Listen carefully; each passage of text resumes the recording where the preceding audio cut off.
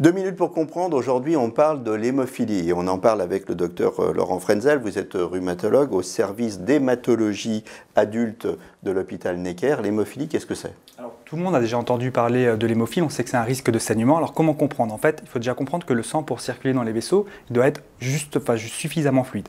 Pas trop, mais également pas assez. Donc tout ça, ça va être des protéines qui vont contrôler cette fluidité du sang, ces fameux facteurs de la coagulation. Quand on est hémophile, on manque d'un de ces facteurs de la coagulation qui explique que le sang est trop fluide, avec des risques de saignement.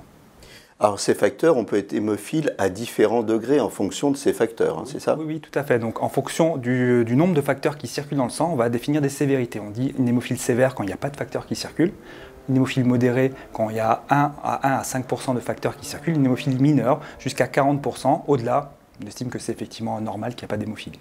L'hémophile, il va faire des hémorragies fréquentes, c'est des hémorragies, on se coupe et puis on n'arrête pas de saigner, ou alors ça peut être des hémorragies internes, qu'est-ce que c'est? C'est plutôt des hémorragies internes. Alors c'est sûr que si un hémophile se coupe, ça va mettre du temps à s'arrêter de saigner, mais c'est avant tout des hémorragies internes et dans l'énorme majorité des cas, c'est les saignements au niveau des articulations. Ça va être d'ailleurs la principale complication aujourd'hui des patients hémophiles. À force de faire des saignements dans les articulations, l'articulation va s'abîmer et va être effectivement douloureuse avec des difficultés pour se déplacer.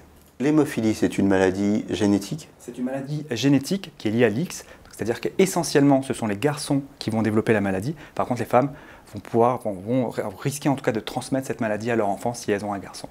Les garçons développent, les femmes transmettent, mais il y a aussi des femmes qui peuvent être hémophiles. Il y a des femmes qui peuvent être hémophiles parce que le système de compensation peut être plus ou moins optimal. On a des femmes effectivement qui sont hémophiles sévères, c'est extrêmement rare, mais la plupart du temps, on les dit plutôt mineures avec un taux bas qu'il faut quand même prendre en compte, notamment lors de chirurgie ou lors du suivi de la grossesse.